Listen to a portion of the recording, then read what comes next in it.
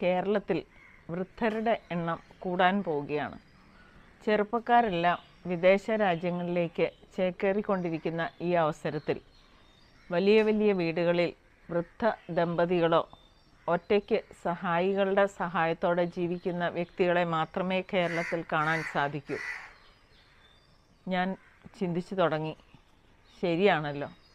യുവാവ് വീണ്ടും തുടർന്നു, ഇപ്പോൾ ഉള്ള വീടുകളിലെല്ലാം ആരും താമസമില്ലാതെ ചെറിയ ചെറിയ വൃദ്ധമന്ദിരം എന്നൊന്നും നമുക്ക് പറയാൻ പറ്റില്ല, ഓൾഡ് ഏജ് കോട്ടേജ് എന്ന് പറയുന്ന ഒറ്റമുറി, സിറ്റ് ഔട്ട്, ബാത്റൂം ഉള്ള സംരക്ഷണ സ്ഥലങ്ങളിലേക്ക് വൃദ്ധരായവർ മാറുന്ന അവസ്ഥയിലേക്ക് ഭാവി എത്തുമ്പോൾ തീർച്ചയായും നമുക്ക് മനസ്സിലാകുന്ന യാഥാർത്ഥ്യമാണ് ഈ വീടുകളെല്ലാം വിൽപ്പനയ്ക്കായി ഇട്ടിരിക്കും എന്നത്.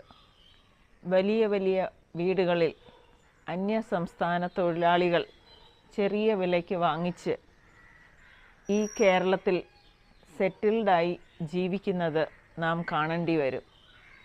എൻ്റെ ചിന്തകൾക്ക് ഏകദേശം ഭയങ്കരമായി ബാധിച്ച ഒരു സംസാരമായിരുന്നു അന്ന് നടന്നത്.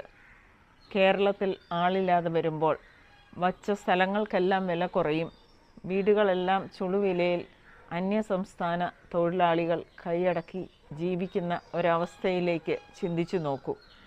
യുവാവ് തുടർന്നു, US